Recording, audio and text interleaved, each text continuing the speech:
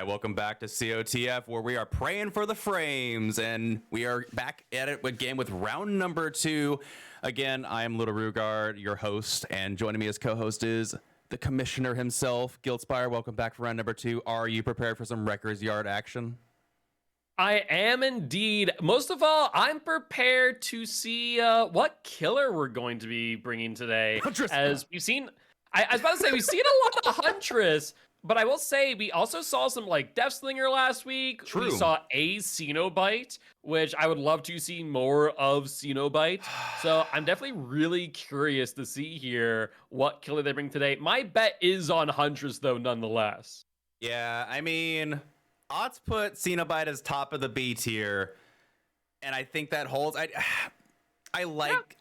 have a love-hate relationship with Cenobite. I feel like his power is so incredibly underwhelming when it comes to chase. But if you have the purple, I forget this call. I forget every time what it's called, but the purple add-on that makes it spawn 2 chains when the collision breaks, that makes his power good. That actually makes his power good. Absolutely.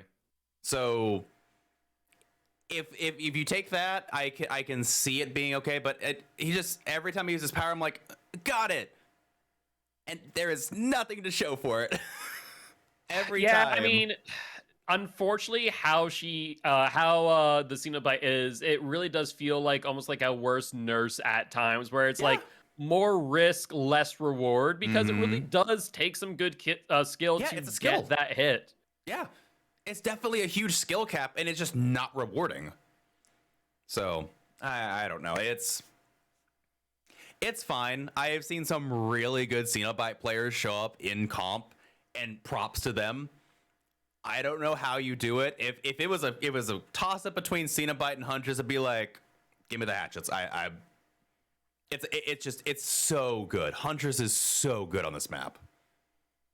Yeah, no, really, really is. Especially with those Basins plays, if we see the Machine Gun Huntress, the Babushka Okaft, which is just a staple at this point. You know, it just makes so much sense to just take Agitation, which is really weird to say. Bring Agitation in comp. But, like, if you have that middle shack and basement, then, like, there's no reason not to. Especially when behavior gives a Scourge Hook in the basement. I wish. Speaking of like new I know we just literally had Sadako and the Ringu. Are you talking about the spoilers that were like the teasers we're seeing on Twitter?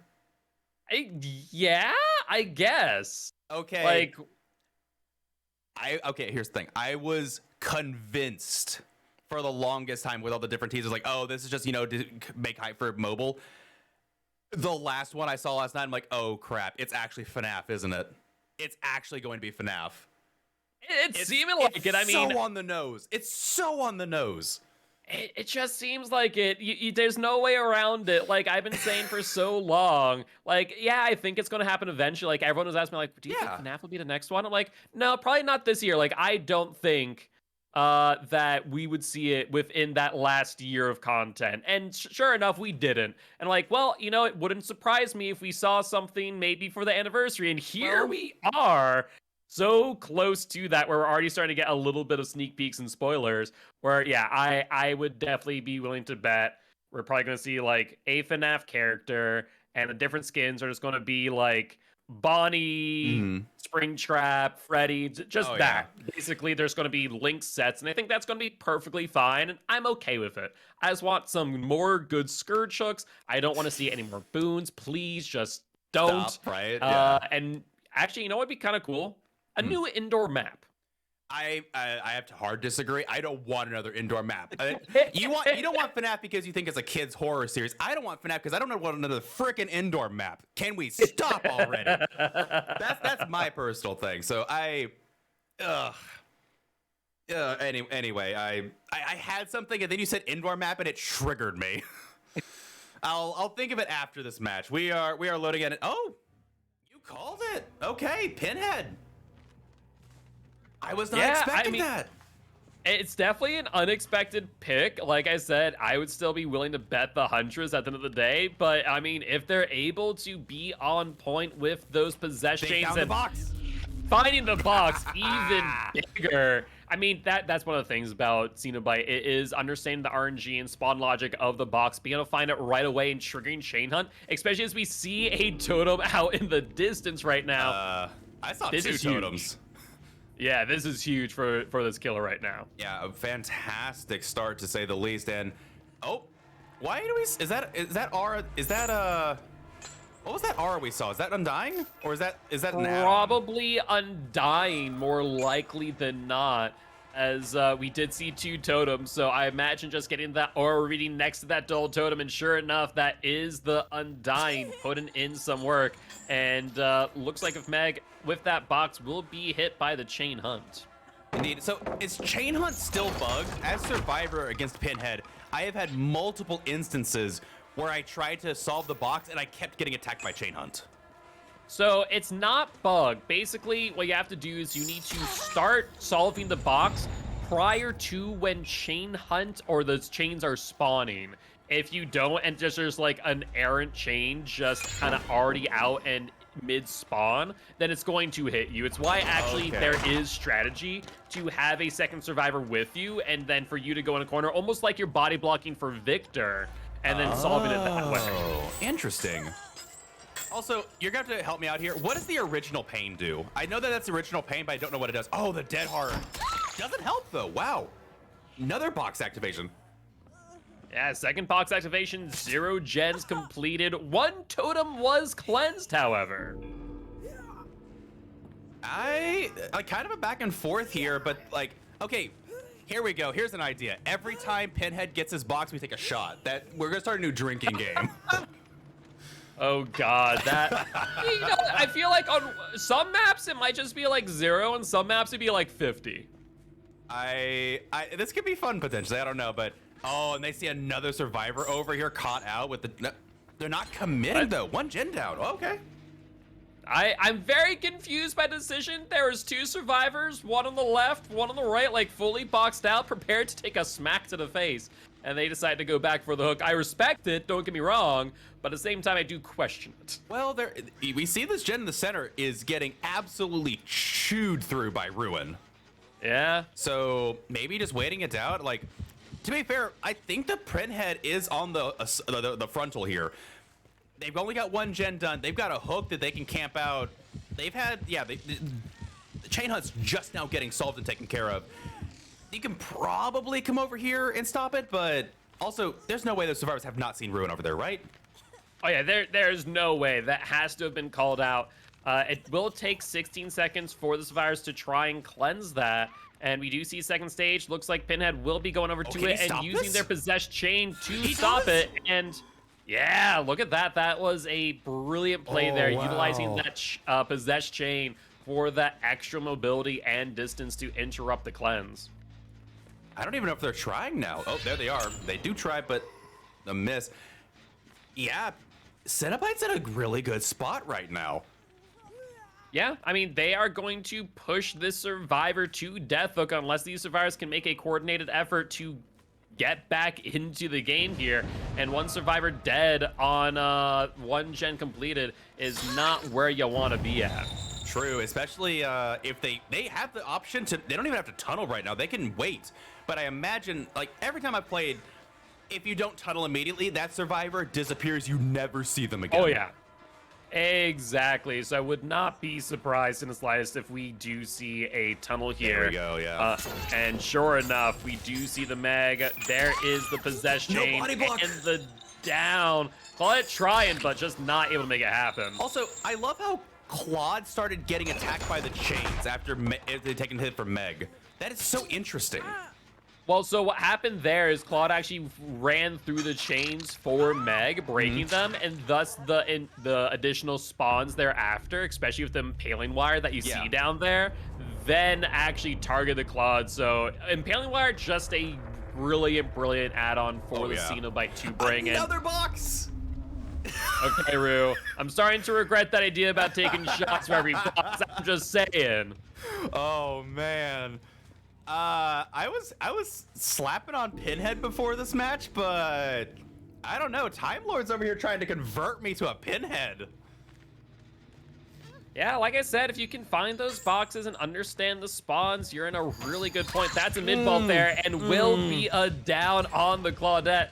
Those mid vaults are just the nightmare fuel of survivors, to say the least. Dude, you've convinced me on the mid vault strategy. As soon as you, like, the first time you mentioned it, I forget, like almost a month ago, that like, yeah, you don't make mid vaults because there's a lagging hitbox behind you. Yeah, every time I see a mid vault, I'm like, oh, that's a hit. Oh, that's a hit. No. That's what I'm saying. Like, I have said it for so long. Oh yeah, mid vaults. I could care less. Like, when I see a survivor going like parallel to the wall, hugging it, and they go for that mid vault, like, oh yeah, I can wait like 30 seconds before trying to swing at you. Do you remember back in the day where you just got a fast vault no matter what angle? Don't remind me. Then again, that was also back in the day that clown could slow you down on vaults, and you could grab guaranteed with the clown vault. Remember that? Literally the only good thing about clown. Yeah, exactly. Oh, Imagine if man. clown could still do that. That would be kind of nutty. That would be actually okay. In all honesty, that would give him something. Because right now, I'm not gonna lie, clown feels like he's in a really rough spot. Would you say that he's the clown of Dead by Daylight? Unfortunately, no. That still goes to Ghostface. That's right. Wow. You heard me. Oh. You heard me. Look, you can get both their costumes at Party City, but still, that was a bit close. much.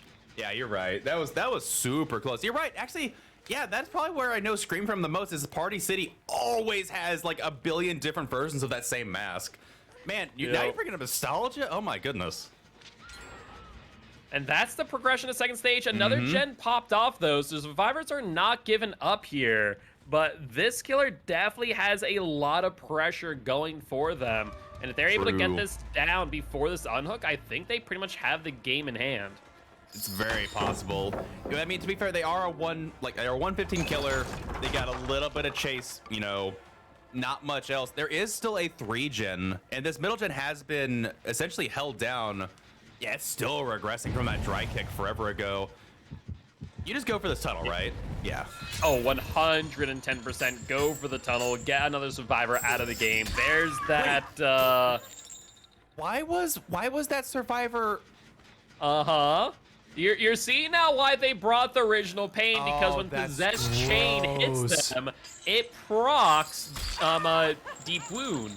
And because of that, it basically eats Negates through time. DT for free. That's actually disgusting. That is so I remember you gross. asking, I was like, you'll see, you'll see. Oh, wait, that pickup though was super quick. Must be We're Gonna Live Forever. Either We're Gonna Live Forever, or I think more likely an Unbreakable here, as we heard that other gen pop off in the distance. You're right, that was an Unbreakable. What are the odds? Okay. Oh, but that definitely spells disaster for this Claudette. Question is there a decisive as well in this Unbreakable? Answer is yes. Yes, there is. Yes. And a heal on the Zarina as well. So survivors given a little bit of breathing room here. If they can sit up on that gen in the corner that has not been really looked at by this Cenobite, they have a shot. Oh man, look at those chains spawn. Yeah, the Impaling Wire just spawning a ton of chains, but won't be, it will be enough there, and we see the box. They're trying to get there and interrupt. Nancy actually understanding as much, probably getting called out by the Claudette, and looks like they will go to pick up here and kill. I think we're seeing at least a 3K. Very much so, because we've seen 3 perks so far. We don't know what a 4th one is. Could be a no way out to slow things down. They've gotten 2 hooks so far. You get a 3rd hook here on this arena. And the thing is, I called it, they were trying to do that one gen that's in the corner that wasn't worked on, but then Claudette kind of ran over there and the gig was up. Now the center gen is the only one with progress. Do you kick that and wait out over here and just wait for like the gen to be at 0 and then continue on, 2 minutes from now? From a strategic perspective, the answer is yes. From a do I want to see that perspective, I'm gonna say no. I feel that on a spiritual level, and it looks no, they're not gonna commit. I mean, to be fair, that's smart. You don't want to commit to it. Oh yeah, now, no, this makes a ton of sense. Nancy's not over here. They could be working on 2 different gens here, which kind of doesn't allow you to do what I was saying. Yeah, and we did see they crows, are. and that there is the scratch marks of the Nancy. So it looks like she is opting to try and split the gen pressure here and maybe try and regroup with the Zarina. But yeah, as I said, mid vaults are a gift to the killer, and that will be a hit on the Nancy. And I think if they get this down, that will be the game. It will be, because they'll slug for the 4K, absolutely. Wow, that didn't hit. Wait, are two survivors here? I just heard someone to the other side. Yeah, there definitely was the Zarina. I heard those footsteps as well, so 110% that Zarina going by. And Nancy trying to drag Cenobite to the corner, maybe for the hatch play. Possibly, but they're still on first hook. Like there's no shot. Like, unless Deliverance? Like, one of these servers has Deliverance, right?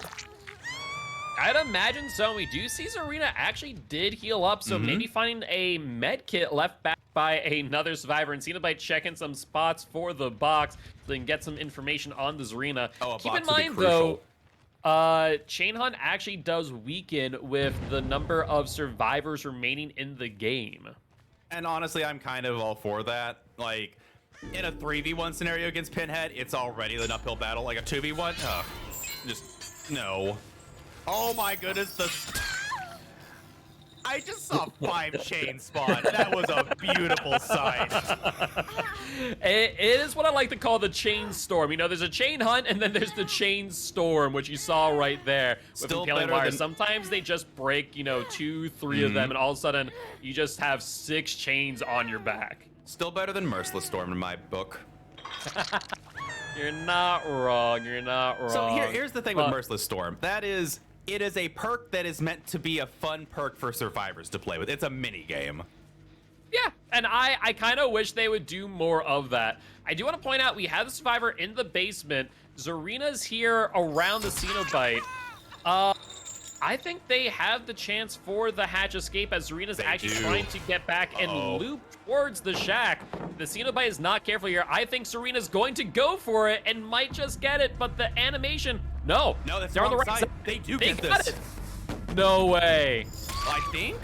No, maybe? It's gonna be a second off. They get to close it. Oh, the pickup. Never mind. Okay. Oh my word. So close. I thought that was a nail biter, to say the least. If the timing was just a little bit more in Zarina's favor, that would have been the fresh out, which would have been pivotal for this survivor team. They almost had the timing down. You're right. Oh, it's no-ed. That's what they had. Okay. They had no-ed. Yeah, that was so close. Because what is it? Once you go to second stage, it's 20 seconds before you can die? Yes. Yeah, they almost had that. If they had waited like 2 more seconds to go for that, I think they would have had it. Yeah, I think close. that you are right. But, you know, came down to the wire, and that will be the 4K at 4 gens, and we're going to be seeing Luxury on Killer next.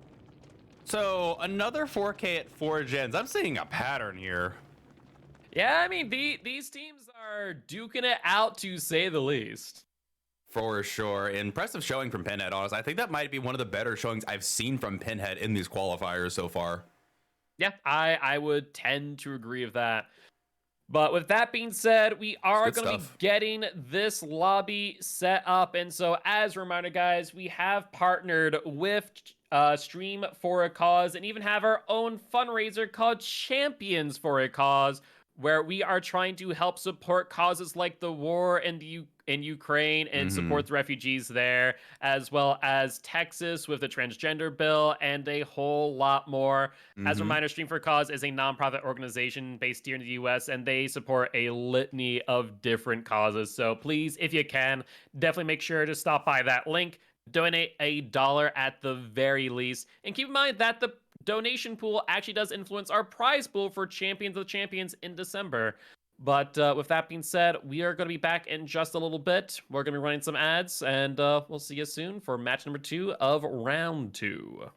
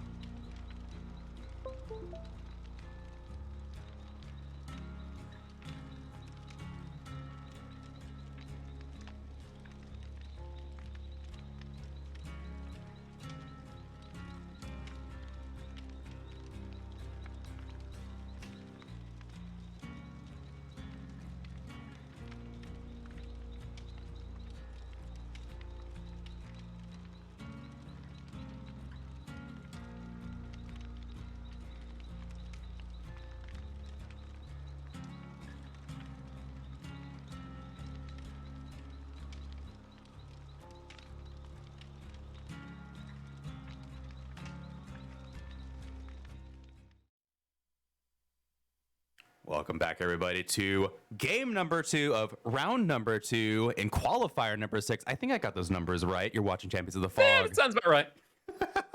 Close enough for I was about to say for COTF work, and I just feel the stink eye coming from Gilt all the way. It's like, excuse you, but we're gonna be loading in here very shortly. Do you think we'll see a pinhead mirror? I mean, let's see. We need to get, or rather, Luxury needs to get a 4K before 4 gens are completed. Yep. So I think by that, Pinhead does have the slowdown, technically. Maybe they do, but like the thing about Pinhead, as I said, it really comes down to having the knowledge of the map, of the spawn logic, and I feel like a lot of people don't have that. Maybe that's why we don't see a lot of Cenobite played here in competitive play. Yeah. So I'm willing to bet we're probably going to see a Huntress more likely not, as they have a higher degree of lethality. The biggest thing is if you can make your shots, I think the 4K before 4 gens is a real possibility. I would tend to agree. I get asked a lot because as a Trickster man is like, which is better, Tricks or Huntress? Huntress! Don't even ask me. Like, that's not even a competition. Huntress is so good.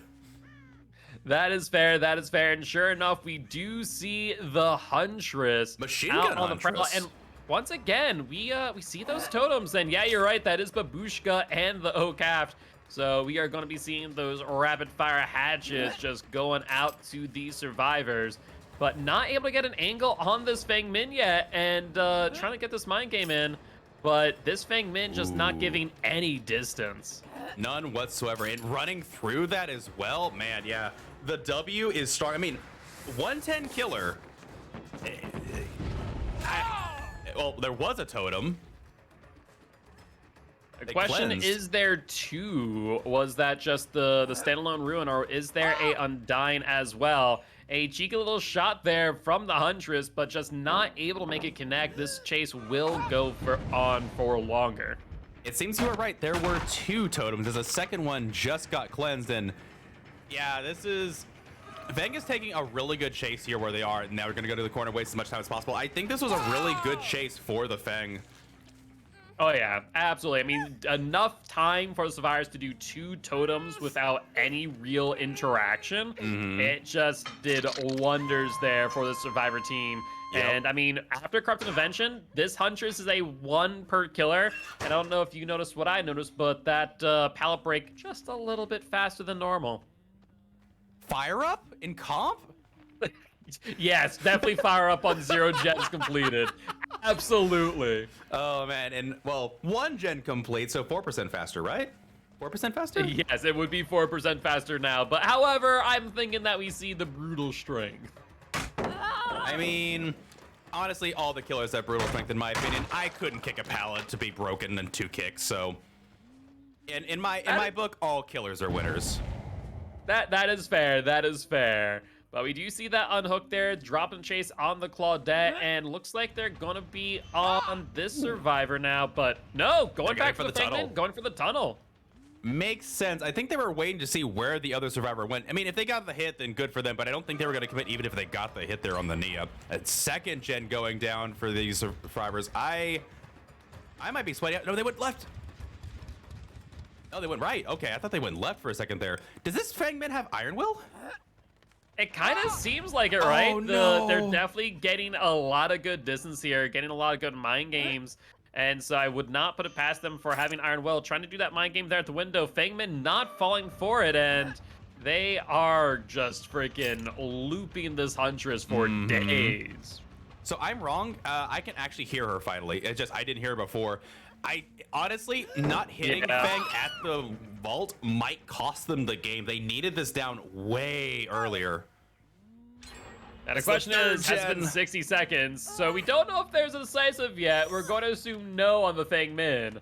I'm trying to think if that was 60 seconds or not. I mean, it was a long chase. It was a long chase. I think it was within 60 seconds personally, but I also don't have the DS timer on my desk, and that gen is about 40% done. These survivors have been busting the gens wide open this whole time. Yeah, I mean, at the end of the day, they need one more gen just to tie the match and two to get the win. So I think with 4 survivors up, this is very similar to what we saw in round 1 against Death Wish. I think we're going to see a repeat scenario here. It's very possible. And notice the Fang Man got a real quick heal, possibly a will make it, or that could just be them using the med kit on that survivor. But regardless, the tunnel doesn't feel nearly as good now. Yeah, I would tend to agree here. You need something, some form of slowdown. And once again, that Rune and Dyne just not doing what this killer needs to do. And dropping chase on Claudette and trying to pressure these gens, but I think it's a little bit too late at this point. It's very possibly too late. This is, like, the survivors are well aware in advance of where the survivor is. Yeah, quick heal on the Claudette. And again, with a 110 killer, if you get any amount of startup, when you're like, you know they're coming, you get a quick start before they're even there, it's that much harder to get a hold of them. And oh, they even have someone to take the hit here if they need to, but honestly, they just need to stick to gens. There's the one gen. Ace comes in and just don't even throw the pallet. Just eating the hatchet. Yeah, just eating the hatchet, just stand and go, cool, hit me. Do it. Oh man, and there's the 5th gen. And we see exactly why Ace did that. He had adrenaline and is now fully healed on top of it. So just coming in clutch, eating that hatchet, and the Huntress probably gonna be left with that would have been hit. Probably nothing here. I don't think we're even going to see a 1K at this point. It's probably not going to happen. Like, Huntress really stalled, but the survivors just had all the play around this match. Oof, and another whiff too. Very tough touch. Keeping the Huntress here. We did hear that Execute open. It's possible they might be going for the hatch play. That horde just, yeah, they're just going to body block out. That'll be the 4-man out, and that will be the game.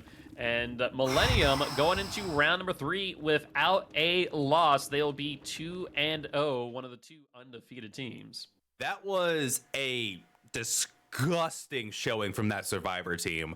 Like, absolutely no mercy, pedal to the metal. It's like you see a survivor, on it and just tinkering away. No, they were slapping with sledgehammers and it was somehow like going faster. Like, oh my word. Absolutely, like, flawless coordination from the survivors part. I think that was one of the best showings of Survivor against the Huntress on the map. I think that was brutal. They did an amazing job. Those chases just taking forever, just having the iron will required to not drop the pallet and just keep on running, keep those corners tight, and just making so much free distance at every single loop. Worth noting, there wasn't actually Iron Will in the game at all. I was kind of surprised. I thought there was, but there wasn't. I was like, okay, well, bet. Brave survivors over here, but good stuff. And yeah, we'll be seeing Millennium in round number 3. I do not know who they're gonna be facing yet. How many do we have any matches left? Or are we gonna be moving into round number 3 fairly shortly here? So we actually, this has been a quick one to say the least. All the rest of the matches have not completed. So we will be taking a little bit of an extended break, but don't you worry, we will be back with round number 3 here shortly. And as a reminder, guys, we are going to take a quick ad break. We do not have a sponsor here at COTF, so please, A, if you know one, send me a DM. B, if you haven't already, definitely make sure to stick on by through the advertisements, all your subscriptions, all your bits, all the ads that you'll watch go to supporting this channel and all of the cast and crew. So it does go a long way. With that being said, we'll be back at the very latest by 2 p.m., which is about 32 minutes from now, though. I imagine we'll see you a little bit sooner than that, but we'll see you soon. Indeed. And so just real quick, does that mean that there are sponsors? Technically, yes. You know, technically, everyone here is technically our sponsors. There we go. But like I said, we'll be back very shortly, folks. Stay tuned. You've been watching Champions of the Fog. We'll be seeing you at round 3 very shortly.